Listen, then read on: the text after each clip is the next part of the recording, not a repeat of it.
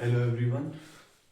तो आज हम चैप्टर नंबर 3 बिल्डिंग मटेरियल्स का पढ़ा रहे हैं, जो ब्रिक्स है, पार्ट 1। इसको ये भी दो पार्ट में है। हमने सबसे पहले प्रॉपर्टीज ऑफ मटेरियल खत्म कर चुके हैं, चैप्टर 1। चैप्टर 2 स्टोन्स दो पार्ट में हमने कवर किया है, पार्ट 1 पार्ट 2 आप लेक्चर में देख सकते हैं। और आज हम जो पढ़ाएंगे वो ब्रिक्स पढ़ाएंगे, ईट, चैप्टर नंबर 3। तो बिल्डिंग मटेरियल का चैप्टर नंबर 3 आज पढ़ाने जा रहे हैं हम। ये दो पार्ट में होगा, जैसे स्टोन्स दो पार्ट में था वैसे ब्रिक्स भी दो पार्ट में हम पढ़ाएंगे आपको। बिल्डिंग मटेरियल्स, मैं फिर कह रहा हूँ, बिल्डिंग मटेरियल के बाद, बिल्डिंग मटेरियल जब हो जाएगा उसके बाद मैं बिल्डिंग कंस्ट्रक्शन पढ़ाऊंगा। फिर बिल्डिंग कंस्ट्रक्शन के बाद मैं कंक्रीट टेक्नोलॉजी पढ़ाऊंगा, जिससे कि हमारा बीएमसी पूरा कंप्लीट हो जाएगा। तो 10 मार्क्स का ये पूछा जाता है, चाहे एसएससी जेई हो, यूपी ट्रिपल एससी जेई हो, या सेमेस्टर एग्जाम हो। सेमेस्टर एग्जाम के लिए सबसे ज्यादा बेनिफिट है, और कॉम्पिटेटिव एग्जाम के लिए तो बाकी बेनिफिट है ही। मेन तो हम सेमेस्टर एग्जाम के पर्पज से पढ़ा रहे हैं। Building material chapter number 3, bricks. इसमें इसके 5 कंपोनेंट होते हैं। मैं समरी कर दे रहा हूँ इसमें चैप्टर में क्या पढ़ाना है मुझे। सॉरी। तो ब्रिक में मेनली जो होता है, स्टैंडर्ड जो इसका साइज होता है 19x9x9 सेंटीमीटर होता है स्टैंडर्ड जो साइज होता है ब्रिक का। और बाकी इसके कंपोनेंट जैसे एल्यूमिना, एल्यूमिना हो गया, ये 20 से 30% होता है। और ये चीफ कंस्टिट्यूट होता है। एग्जाम में पूछा गया कि चीफ कंस्टिट्यूट किसे बोलते हैं, किसे बोलते हैं, एल्यूमिना को बोलते हैं। इसके बाद एल्यूमिना के बाद आता है हमारा, एल्यूमिना के बाद आता है हमारा लाइम। लाइम भी फ्लक्स की तरह काम करता है, ये 5% से ज़्यादा नहीं होना चाहिए। फिर इसके बाद लाइम के बाद हो गया आयरन ऑक्साइड। आयरन ऑक्साइड क्या 5 से 6% होता है। ये कलर प्रोवाइड करता है। मेन फंक्शन जो कीवर्ड हमको याद रखना है वो इंपॉर्टेंट है, कीवर्ड याद रखना बहुत जरूरी है। तो ये कलर प्रोवाइड करता है आयरन ऑक्साइड। हमने अल्कलीस पढ़, सॉरी, एल्यूमिना पढ़ लिया, और लाइम पढ़ लिया। Iron oxide magnesia yellow tint colour provide करता है, जिससे कि ये इसके एक्सेस से ब्रिक डीके कर जाती है, मतलब खराब हो जाती है ब्रिक। और सिलिका का तो हमने बताया नहीं, क्योंकि सबसे ज्यादा कंटेंट सिलिका का ही पाया जाता है, 50 से 60%। ये स्ट्रेंथ प्रोवाइड करता है, और इसके ज्यादा होने से क्या करता है, ये ब्रिटल मतलब भंगुर हो जाता है, टूट जाता है, मतलब तुरंत टूट जाता है। और जो तुरंत टूट जाए तो तुम ब्रिटल, ब्रिटलनेस एक प्रॉपर्टी होती है, वो मैं बस बताया ही है। तो ये 5 कंपोनेंट है, पहले मैं इसको समझा दे रहा हूँ, फिर उसके बाद हार्मफुल इंग्रेडिएंट पढ़ेंगे। हार्मफुल इंग्रेडिएंट जो पढ़ेंगे वो मैं समरी पहले फिर करूंगा, फिर मैं लिखाऊंगा। तो मैं सबसे पहले पढ़ाने जा रहा हूँ कंपोनेंट्स ऑफ ब्रिक्स।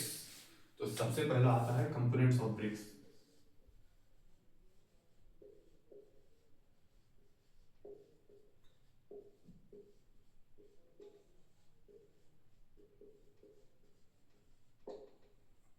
सबसे पहला है हमारा एल्यूमिना। इनमें मेन मेन चीजें ही याद रखनी है, कितनी मात्रा में होती हैं ये सब वगैरह। ये 20 से 30% होती है, नोट कर लीजिएगा, 20 से 30% तक होती हैं। और ये प्लास्टिसिटी प्रोवाइड करती हैं। ये कॉम्पिटेटिव एग्जाम में पूछा गया है, क्योंकि मैंने सॉल्व किया है क्वेश्चन, तो उसमें ये था। और कितना होता है ये नहीं पूछा, पूछता है, लेकिन क्या फंक्शन उसका होता है ये ज्यादा इंपॉर्टेंट है। तो प्रोवाइड करता है plasticity to the brick.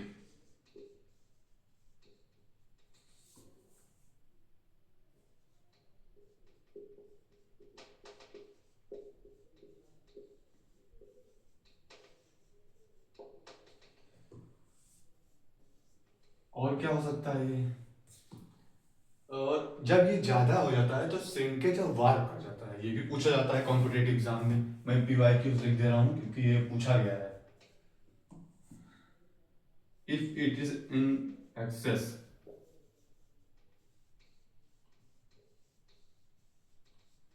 Amount.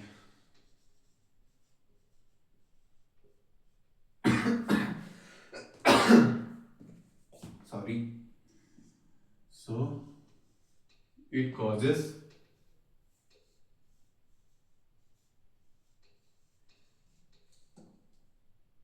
shrinkage and warping.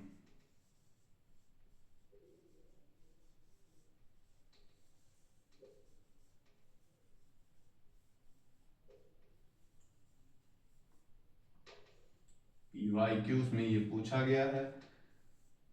Semester exam हो, मैं बार बार फिर रिपीट कर रहा हूँ, चाहे सेमेस्टर एग्जाम हो चाहे कॉम्पिटेटिव एग्जाम हो, दोनों में पूछा जाता है। तो एल्यूमिना यहाँ हमारा कंप्लीट होता है, इसका स्क्रीनशॉट ले लीजिए।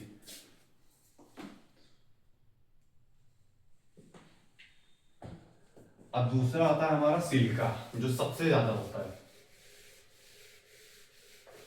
सिलिका कितना होता है? 50 से 60% तक होता है,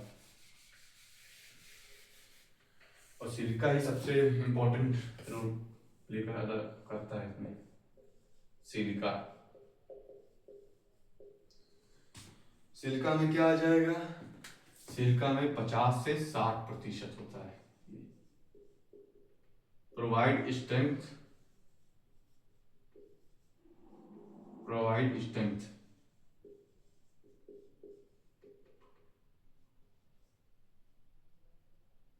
अगर ये एक्सेस में हो जाता है तो क्या होता है? Loss of cohesion and brittle. मैंने बताया था अभी ब्रिटल, तो वही लॉस ऑफ कोहेजन का लॉस होना एंड ब्रिटलनेस कह सकते हो।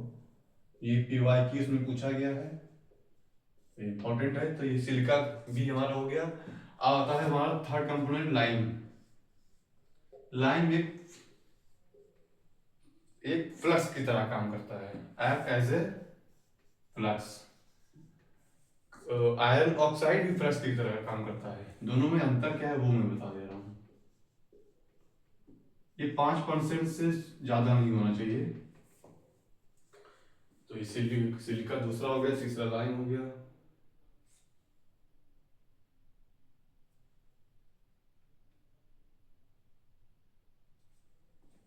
लाइम जो है पाउडर फॉर्म में होना चाहिए।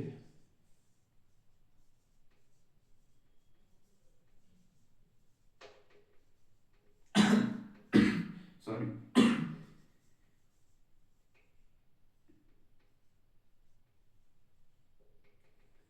मेन चीजें हैं, मैं लिखा दे रहा हूँ। एक्ट एज ए फ्लक्स, 5% से ज्यादा। Lime should be in powder form. और ये क्या होता है? इट causes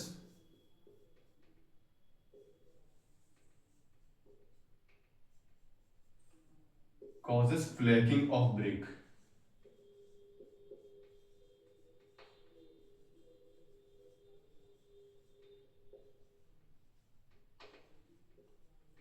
ये हो जाएगा।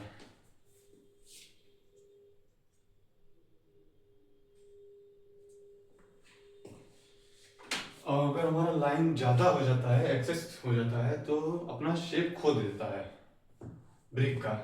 तो वही मैं लिखने जा रहा हूँ, स्क्रीनशॉट ले लीजिएगा। बाकी एक्सेस इफ लाइन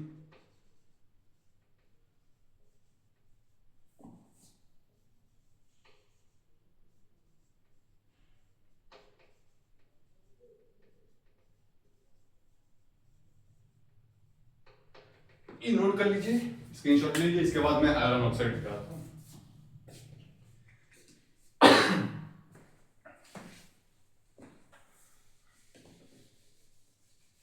कंपोनेंट के बाद हम लोग हार्मफुल पढ़ेंगे, मैं समरी बता दूंगा, फिर उसको मैं लिखूंगा। मैं कॉन्सेप्ट क्लियर करवाना चाहता हूँ ताकि आपका कॉन्सेप्ट क्लियर हो सके। बिल्डिंग मटेरियल में फिर रिपीट कर रहा हूँ कि बिल्डिंग मटेरियल अभी पढ़ा रहा हूँ, इसके बाद मैं बिल्डिंग कंस्ट्रक्शन पढ़ाऊंगा, फिर मैं कंक्रीट टेक्नोलॉजी पे आऊँगा। ये तीनों सब्जेक्ट बहुत एक ही सब्जेक्ट में आता है, बिल्डिंग मटेरियल कंस्ट्रक्शन। तो कंक्रीट टेक्नोलॉजी अलग भी आता है लेकिन उसमें इंक्लूड रहता है। तो हमारा चौथा जो है वो आयरन ऑक्साइड कितना होता है, क्या करता है ये काम, ये जो इम्पोर्टेंट। मैं हिंदी में इसलिए समझा दे रहा हूँ क्योंकि आप लोगों को समझ में आ सके। तो ये 5 से 6% होता है। आयरन ऑक्साइड क्या होता है, 5 से 6% होता है, 5 से 6%। ठीक। और ये क्या करता है, कलर प्रोवाइड कर सकता है, प्रोवाइड कलर, प्रोवाइड कलर। क्योंकि सेमेस्टर एग्जाम में इतना ही लिख लेंगे ना, एग्जामिनर केवल कीवर्ड चेक करेगा, बाकी जो मेन कंटेंट है वो आप लोग इतना तो पढ़ ही सकते लिख सकते हैं, क्योंकि मैं मेन कंटेंट है कीवर्ड लिखा रहा हूँ जो जो बहुत इंपॉर्टेंट है। पांचवा जो है हमारा मैग्नीशिया, ये लास्ट कंपोनेंट है, ये 1 से 2% होता है ब्रिक में, 1 से 2%।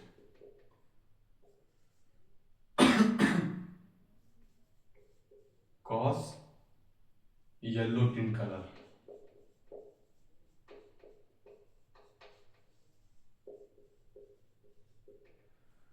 इसका स्क्रीनशॉट ले लीजिए, फिर मैं हार्मफुल इंग्रेडिएंट बताता हूँ।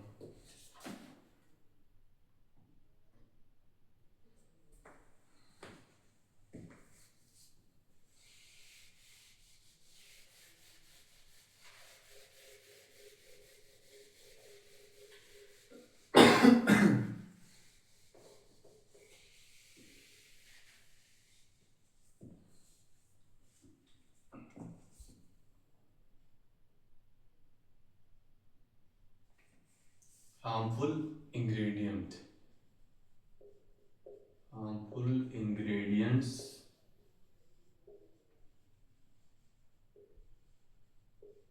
Of brick.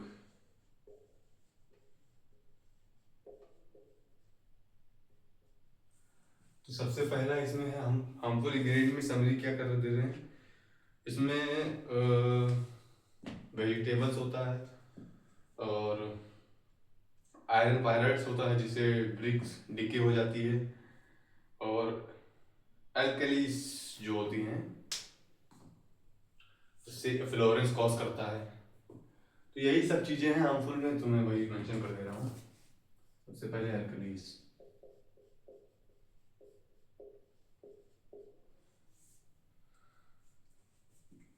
एल्कलीस it causes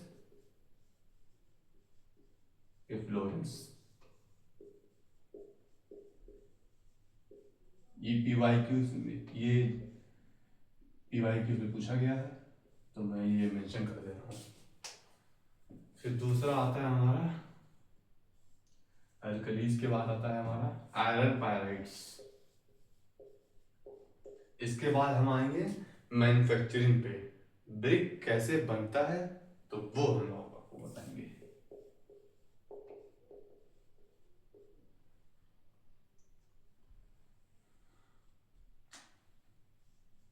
cost DK of brick. ठीक।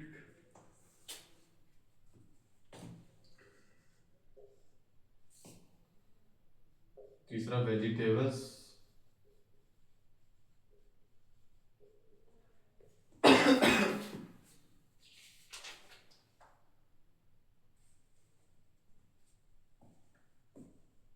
And organic matter.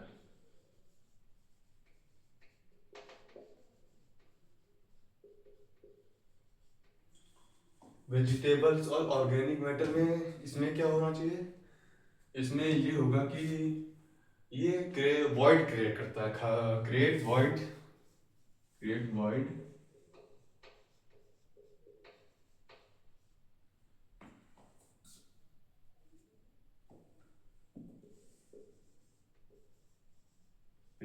After decomposition.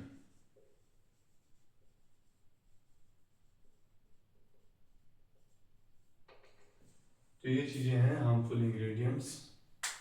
चौथा हमारा पेबल्स।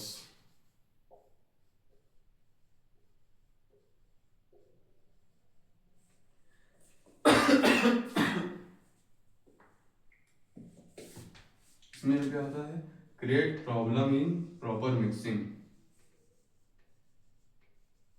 मिक्सिंग में ये बाधा उत्पन्न करता है।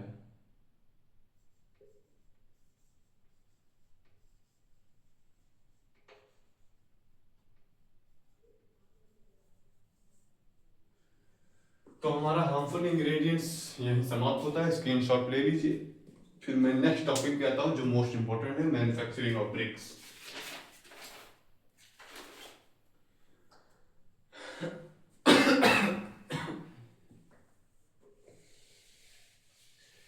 मैंने दो चीजें पढ़ा दी, कंपोनेंट्स ऑफ ब्रिक पढ़ा दिया है, harmful of ingredients of brick वो भी मैंने पढ़ा दिया हुआ है। इससे क्वेश्चन बनेंगे, क्वेश्चन भी बनेंगे और सेमेस्टर एग्जाम के लिए तो बहुत बढ़िया रहेगा, डिप्लोमा में और बीटेक में काफी हेल्पफुल रहेगा।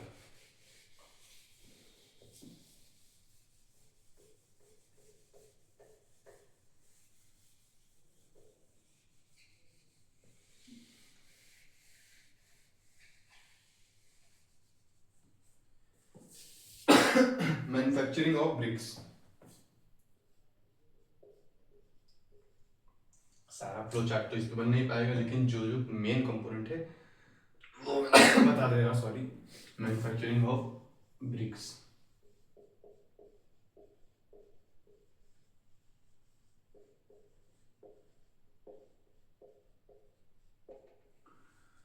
सबसे पहले क्या करते हैं, प्रिपरेशन ऑफ ब्रिक। मैं भी समझा दे रहा हूँ, अभी लिखेंगे बढ़िया से लिखेंगे। प्रिपरेशन ऑफ ब्रिक,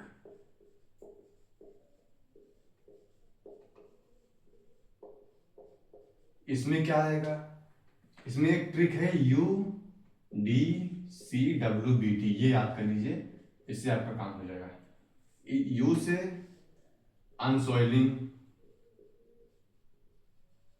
डी से डिगिंग खुदाई करते हैं, क्लीनिंग सफाई करते हैं, फिर वेदरिंग,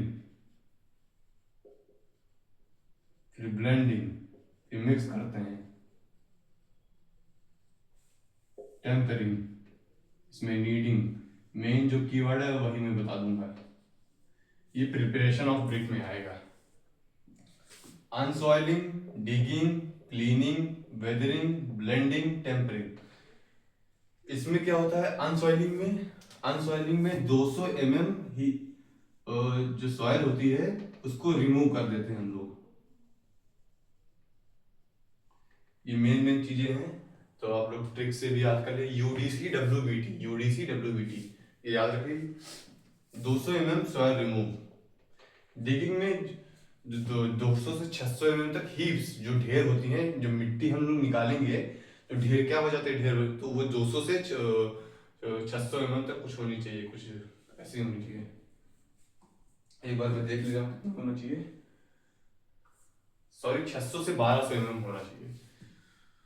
जो ढेर होती हैं उसको हीप्स बोलते हैं, हीप्स। ये 600 से 1200 mm होना चाहिए, हीप्स।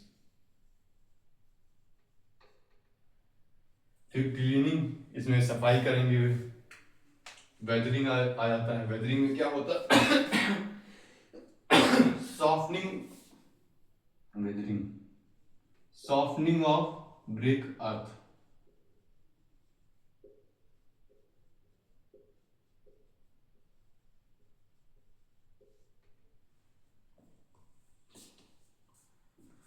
देखो अनसॉइलिंग में क्या करते हैं, अभी ब्लेंडिंग बताना बाकी है। ब्लेंडिंग में टेम्परिंग में नीडिंग हो जाएगा,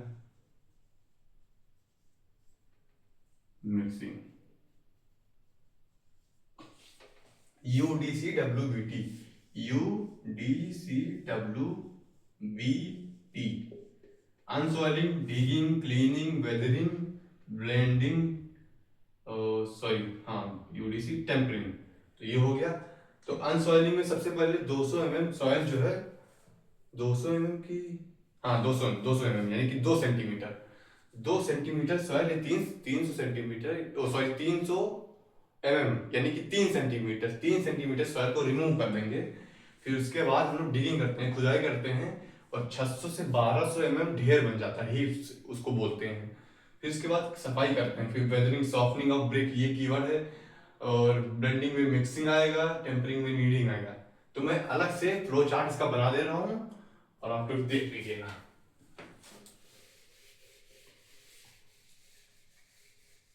मैं उसके कीवर्ड भेजेगा, फिर आप लोग स्क्रीनशॉट ले लीजिएगा। फिर इसके बाद आते हैं नेक्स्ट, फिर इसके बाद नेक्स्ट स्टेप पे आएंगे जो मोल्डिंग है। मैं इसका ट्रिक लिखे दे रहा हूँ, UDCWBT, ये इंपॉर्टेंट है, याद कर लीजिएगा। अनसॉइलिंग,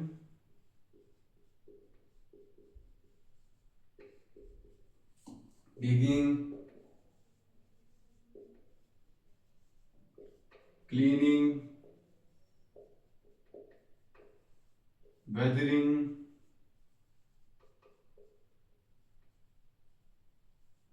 ब्लेंडिंग,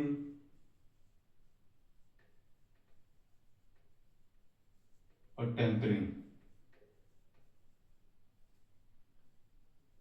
इसमें ये फ्लो चार्ट इंपॉर्टेंट है, ये सेमेस्टर एग्जाम में पूछा गया है, और ये कॉम्पिटिटिव एग्जाम में भी पूछा गया है, तो मैं इसको इंपॉर्टेंट नाम कर दे रहा हूँ, इंपॉर्टेंट।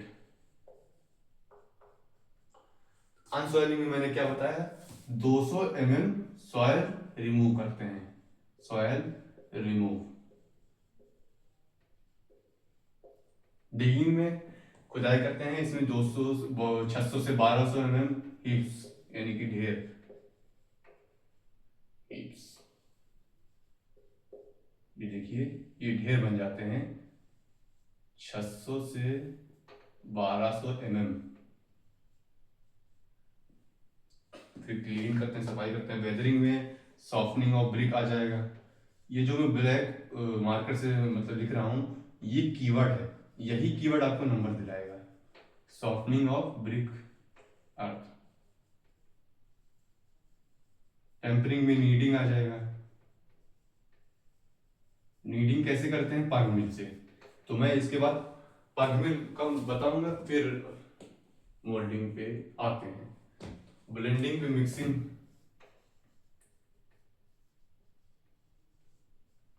इसका स्क्रीनशॉट ले लीजिए, फिर इसमें बाद में बताता हूँ।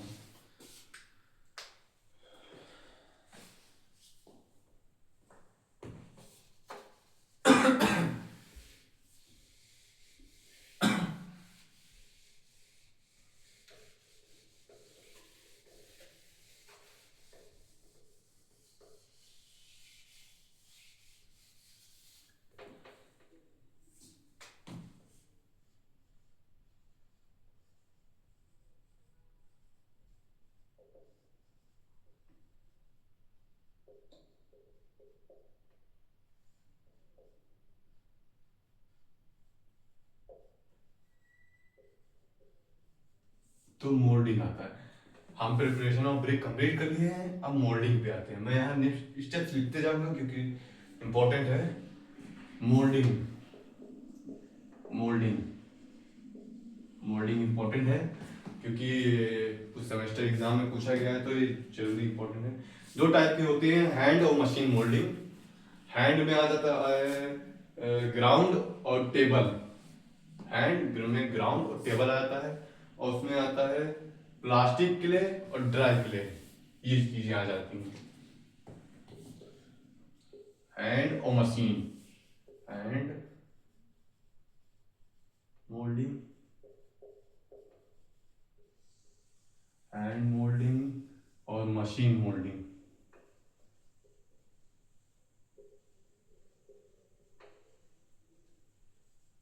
ये मैनुअली बनता है, मतलब हाथों से बनता है, ये मशीन से बनता है।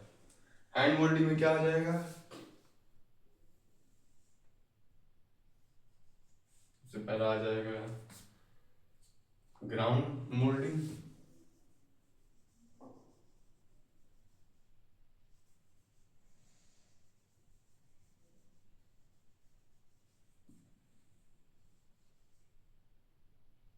Table moulding.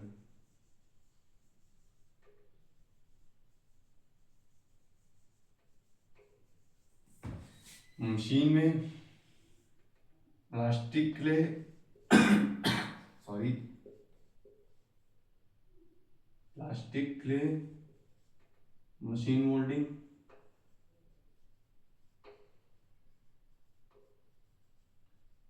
और इसको dry clay machine moulding.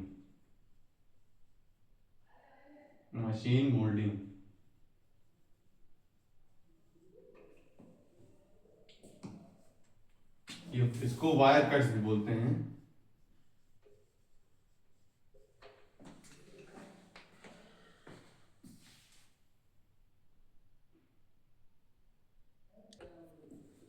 Wire cuts, इसको हम लोग बोलते हैं प्रेस्ड ब्रिक्स। तो इसका स्क्रीनशॉट ले लीजिए, मैं फिर नेक्स्ट पे आता हूँ। इसके बाद ड्राइंग करेंगे मोल्डिंग के बाद। इसका मैं इरेज कर दे रहा हूँ।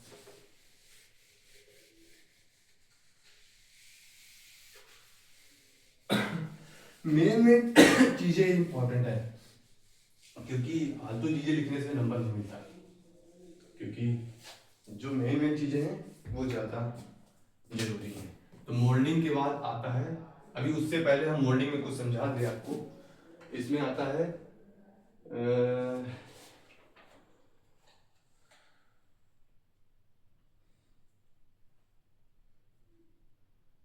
मोल्डिंग में ग्राउंड टेबल।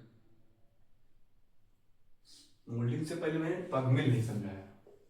पग मिल का डायग्राम मैंने नहीं बनाया, जो नीडिंग का काम करता है।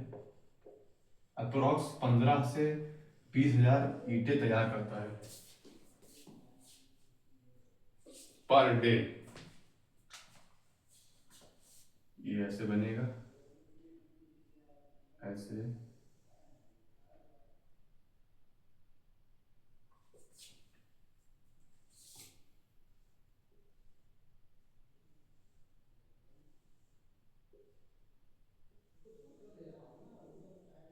और ये इसका डायग्राम भी इम्पोर्टेंट है, तो आप लोग देख लीजिएगा डायग्राम।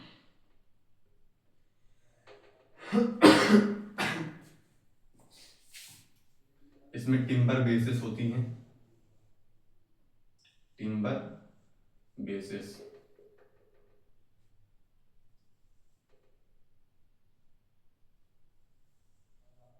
टिम्बर बेसिस, और इसमें वो लगी होती हैं कर्व शेप की।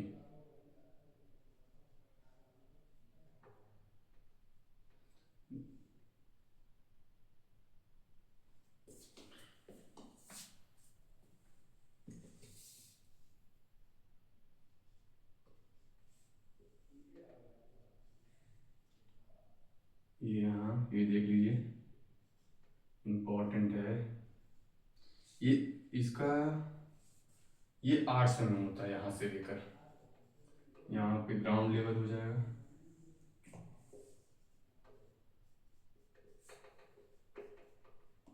ये 600 तक होता है।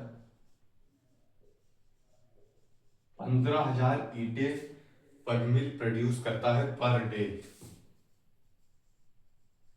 ये 800 हो गया।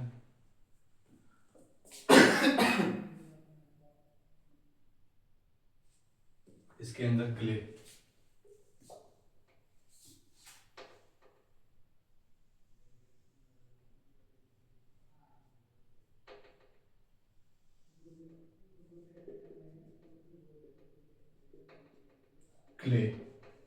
मतलब मिट्टी। देख लीजिए पग मिल का डायग्राम, नहीं तो मैं नोट्स में दे दूंगा।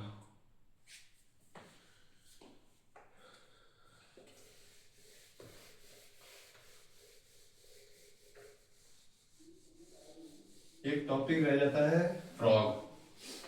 फ्रॉग क्या होता है कि ब्रिक में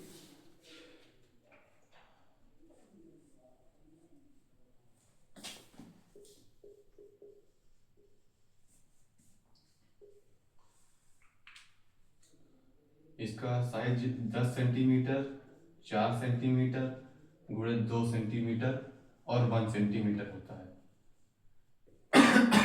ट्रेड नेम, प्रोवाइड शेयर की, ये 3 चीजें इंपॉर्टेंट हैं फ्रॉग में, बाकी कुछ नहीं है। 3 चीजें इंपॉर्टेंट, प्रोवाइड शेयर की, राइट, ये एक इंपॉर्टेंट पार्ट है ब्रिक का फ्रॉग।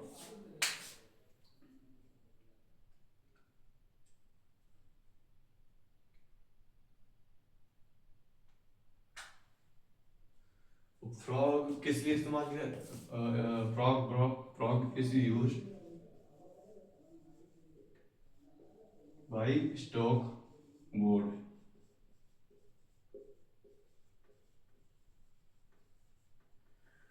तो ये चीजें देख लीजिए, स्क्रीनशॉट लीजिए, फिर नेक्स्ट टॉपिक पे आते हैं।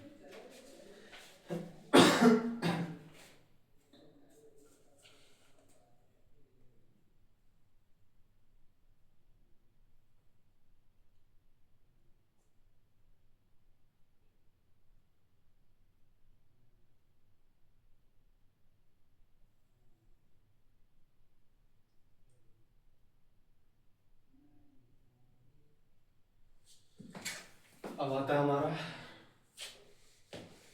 ड्राइंग। इसमें ड्राइंग में कुछ करना नहीं है, यही ड्राइंग यहाँ लिख लेंगे, सुखा देते हैं इसमें नेचुरली ऑन। इसके बाद आता है बर्निंग। बर्निंग में 2 तरीके, क्लैंप बर्निंग और क्लीन बर्निंग। ये भी 3 टाइप का होता है। मैं इसको 3 टाइप का क्या होता है, इसमें बुल टू बुल होता है, बुल ट्रेंच, और हाफ मैन जिसमें 12 कंपार्टमेंट होते हैं। बाकी यही चीजें हैं। अब मैं बर्निंग, क्लैंप बर्निंग बता सकता हूँ।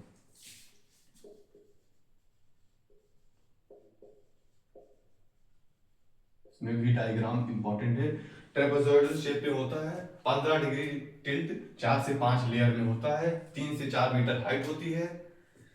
यही चीजें हैं।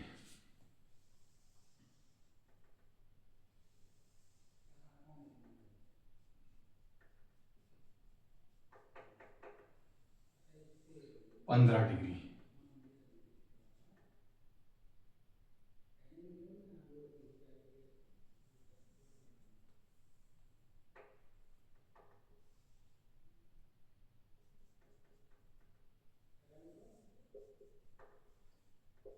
कहाँ होता है? पार्शली अबव द ग्राउंड और पार्शली बिलो द ग्राउंड, मतलब आधा जमीन के नीचे रहता है और आधा जमीन के ऊपर रहता है।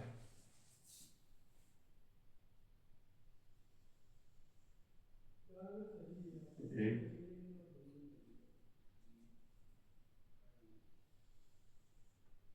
2, 3, 4।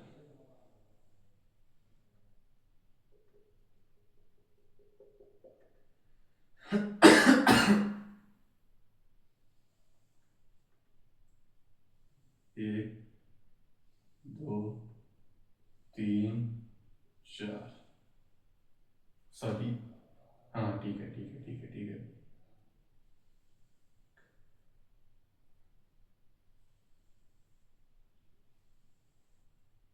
3, 4। इसको मैं और बड़ा कर दे रहा हूँ।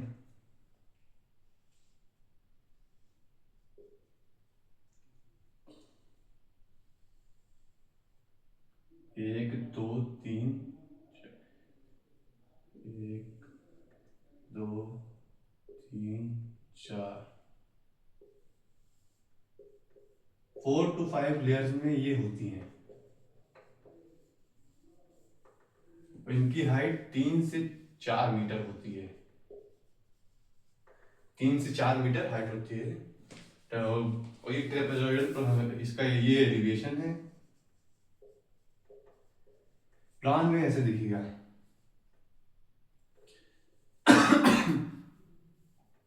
ऐसे ट्रेपेजॉइडल शेप में। मैं इधर बना दिया हूँ बी, इसको ए कह सकते हैं। इसका स्क्रीनशॉट ले लीजिए, फिर इसके बाद हम इसको अभी समझाते हैं क्या होता है ये। मैं साइड हो जाता हूँ।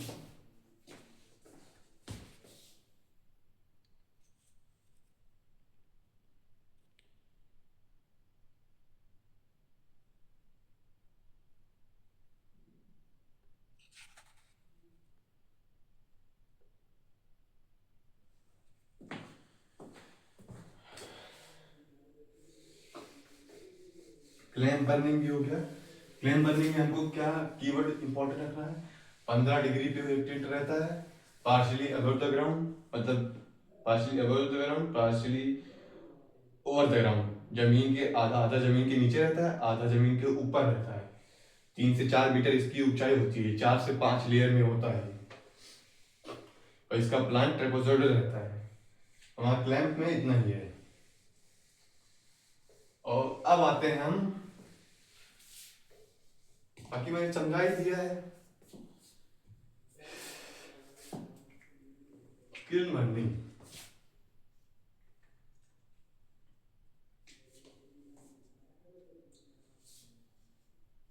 किल बर्निंग जो भट्टे होते नहीं है, वही मैं बता रहा हूँ। ये 3 टाइप के होते हैं। ये पहला पार्ट आज पढ़ाएंगे, और जो दूसरा पार्ट है वो कल पढ़ाएंगे। फिर हमारा ब्रिक्स कल खत्म हो जाएगा, फिर नेक्स्ट चैप्टर आएगा।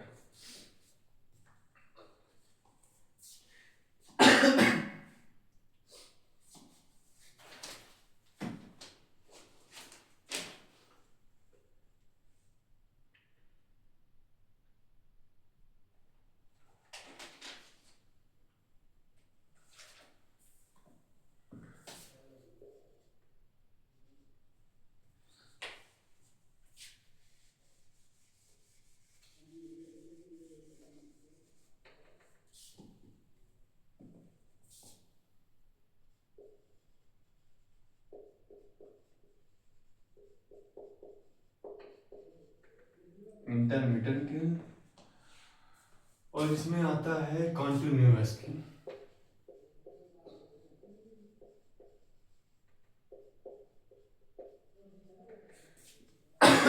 सॉरी सॉरी, इंटरमीडिएट ये 2 टाइप के होते हैं।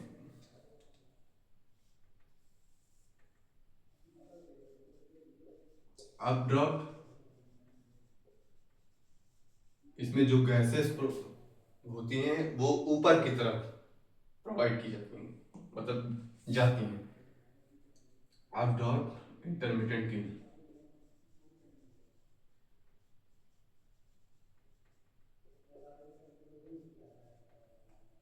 डाउन ड्रॉप,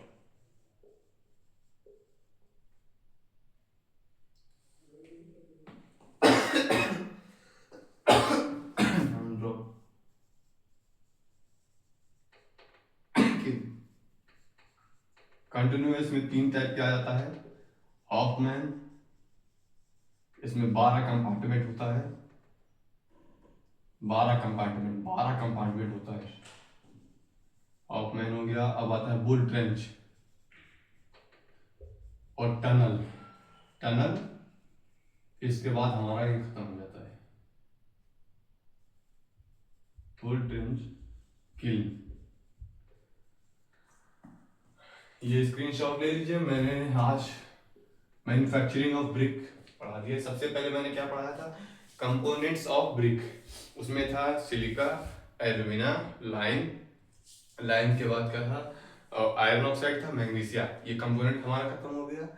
फिर आता है हमारा हार्मफुल इंग्रेडिएंट। हार्मफुल इंग्रेडिएंट मैंने एल्कलीज का बताया, तो जो है फ्लोरेंस और आयरन पायराइड, जिससे ब्रिक डिके हो जाती है। और मैंने क्या पढ़ाया था, पेबल्स, जिसे मिक्सिंग में दिक्कत आती है ब्रिक में, उसके कारण। और फिर आता है फिर मैंने मैन्युफैक्चरिंग ऑफ ब्रिक पढ़ाया था। सबसे पहले प्रिपरेशन ऑफ ब्रिक करेंगे, उसमें मैंने टिक बताया था UBT, UBC, WBT. Unsoiling, unsoiling UDT होगा sir, UDC. Unsoiling, digging, cleaning, weathering, blending, tempering. इसमें मैंने बता दिया था अनसॉइलिंग में क्या करना है, पूरा ब्रीफ मैंने इस वीडियोस में बताया हुआ है। फिर मोल्डिंग आता है। मोल्डिंग में दो टाइप के मैंने बताया था, हैंड और मशीन।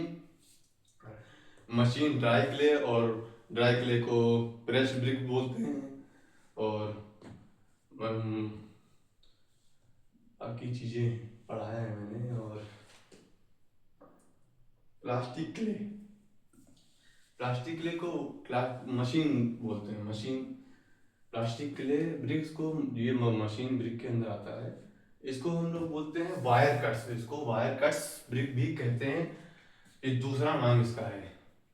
इसके बाद हमारा प्रिपरेशन जब ब्रिक हो गया, फिर मोल्ड कर दिए हम लोग, फिर उसको सुखाते हैं नेचुरली और आर्टिफिशियली, फिर बर्न कराते हैं भट्ठे में, ईट। तो सबसे कल मैं बाकी पढ़ाऊंगा। तो उसमें क्या है कि जो इसमें दो चीजें हैं, डिफरेंस बता दे रहा हूँ। दो चीजें कौन सी हैं, बुल टेंच और हाफ टेंच में अंतर क्या होता है, ला ये भी मैं बता दे रहा हूँ आपको। बुल ट्रेंच और हाफ में अंतर क्या होता है। फिर इसके बाद कल हम लोग टेस्ट पे आएंगे, टेस्ट ऑफ ब्रिक, ब्रिक की टेस्टिंग कैसे की जाती है। बुल ट्रेंच और ये हाफ में।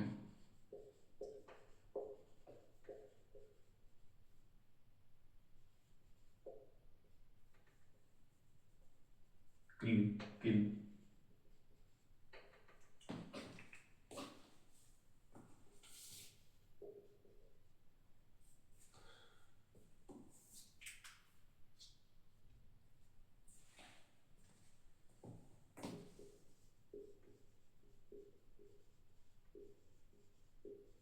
ये 12 दिन में 3 लाख ईंटें प्रोवाइड करता है।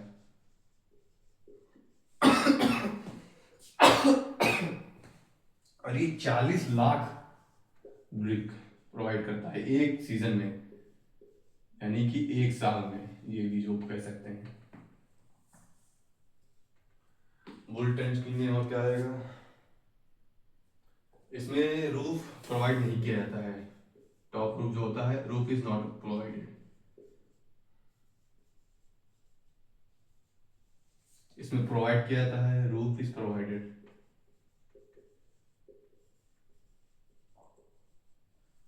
शेप कैसा रहता है, रेक्टेंगुलर, सर्कुलर।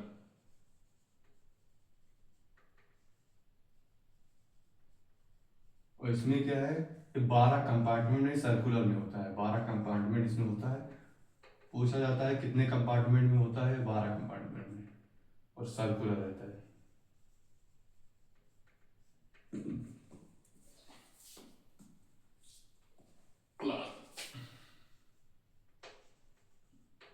तो हमारा ये पार्ट 1 आज यहीं फिनिश होता है। मैंने समझा दिया है, समरी भी समझा दी है। बाकी कल करते हैं टेस्टिंग। बहुत अच्छे से हम लोग कवर कर चुके हैं, धीरे धीरे हम लोग बिल्डिंग मटेरियल की तरफ आगे बढ़ रहे हैं। इसके बाद हम लोग बिल्डिंग मटेरियल जब हो जाएगा तो बिल्डिंग कंस्ट्रक्शन पे आएंगे। तो हमारा ये चैप्टर फिनिश हो, सॉरी, हमारा पार्ट 1 ये खत्म होता है, पार्ट 2 कल आएगा। Thank you.